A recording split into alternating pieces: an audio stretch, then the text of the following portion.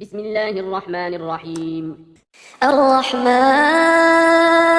علم القرآن خلق الإنسان علمه البيان الشمس والقمر بحسبان والنجم والشجر يسجدان والسماء رفعها ووضع الميزان ألا تطغوا في الميزان وأقيموا الوزن بالقسط ولا تخسروا الميزان والأرض وضعها للأنام فيها فاكهة والنخل ذات الأكمام والحب ذو العصف والريحان فبأي آلاء ربكما تكذبان خلق الإنسان من صلصال كالفخار وخلق الجان من مارج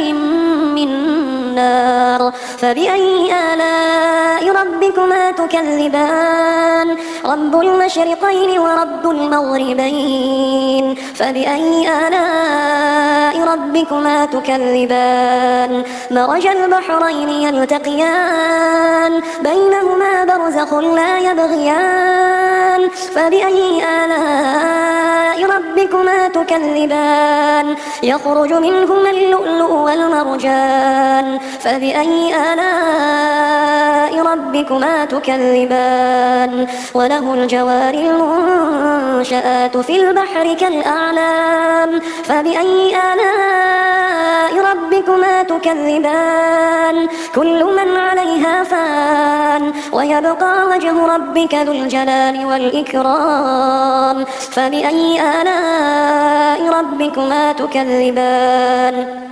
يسأله من في السماوات والأرض كل يوم هو في شأن فبأي آلاء ربكما تكذبان سنفرغ لكم أيها الثقلان فبأي آلاء ربكما تكذبان يا معشر الجن والإنس إن استطعتم أن تنفذوا من أقطار السماوات والأرض فانفذوا لا تنفذون إلا بسلطان فبأي آلاء ربكما تكذبان يرسل عليكما شواظ من نار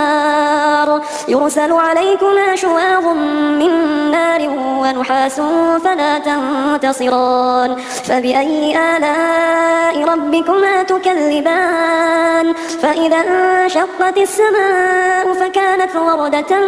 كالدهان فبأي آلاء ربكما تكذبان فيومئذ لا يسأل عن ذنبه إنس ولا جان فبأي آلاء ربكما تكذبان يعرف المجرمون بسيماهم فيؤخذ بالنواصي والأقدام فبأي آلاء ربكما تكذبان هذه جهنم التي يكذب بها المجرمون يطوفون بينها وبين حميم آن فبأي آلاء ربكما تكذبان ولمن خاف مقام ربه جنتان فبأي آلاء ربكما تكذبان ذواتا أفنان فبأي آلاء ربكما تكذبان فيهما عينان تجريان فبأي آلاء ربكما تكذبان فيهما من كل فاكهة زوجان فبأي آلاء ربكما تكذبان متكئين على فرش بطائنها من استبرق وجنى الجنتين دان فبأي آلاء ربكما تكذبان فيهن قاصرات الطرف لم يطمثهن إنس قبلهم ولا جان